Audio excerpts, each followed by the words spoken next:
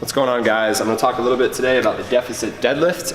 We're going to be seeing these in our programming pretty soon, so we thought we'd talk about it so that you guys have a little bit of an understanding of what it is.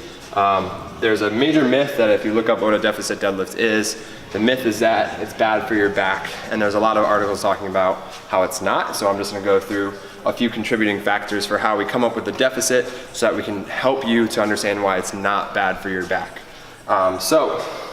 Just like a normal deadlift, if we tend to find some rounding in our back, we can fix that by lifting the bar up. If we tend not to have rounding, we want to train more of a full range of motion. We had that deficit. So the contributing factors are going to be the length of your limbs, your mobility, and your strength in the full range of motion.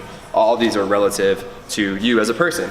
So the length of your limbs, an example being one person A is 6 feet tall and has a wingspan of 5'9". And person B is 6 feet tall and has a wingspan of 6'4".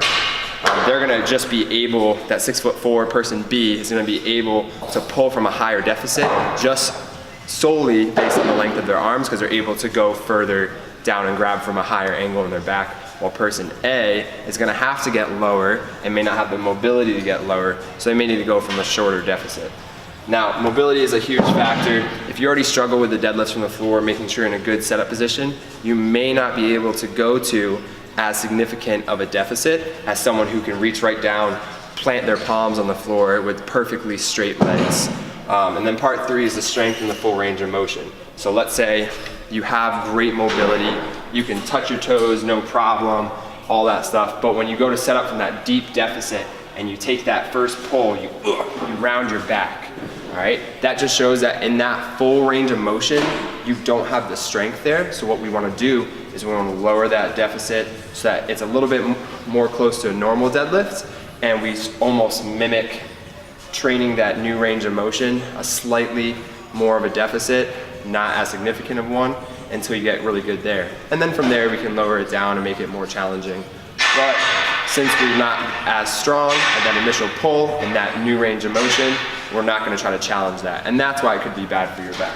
So those are some contributing factors to what we're going to think about when it comes to the deficit deadlifts. Now we're going to head over here and I'm going to show you an example of doing a deficit deadlift.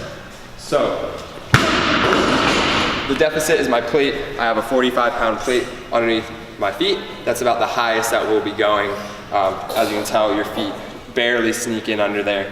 And from here, I'm gonna hinge at my hip, shins very vertical, normal deadlift position, except I might have to bend at my knees a little bit more to get down in a good spine setup position. From here, I'm just gonna press through my legs, and I'm gonna go right back down to the floor, and that's a deficit deadlift. Now, let's say that going down to this position, I round my back slightly, it's just not a good position for me.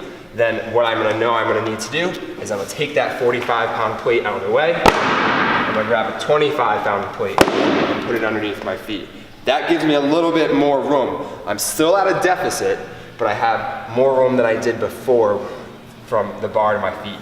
So since it's a little bit higher, when I go to that same setup position, I'm automatically in a better spine-loaded position where I can keep my back flatter and tighter.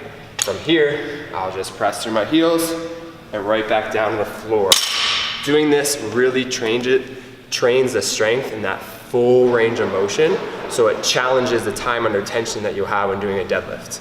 All right, and that's why we want to do them if we have that mobility. If we don't, we're just gonna be doing normal deadlifts from the floor and still challenging that range of motion that we have. All right, and that's how we're gonna go over and do the deficit deadlifts.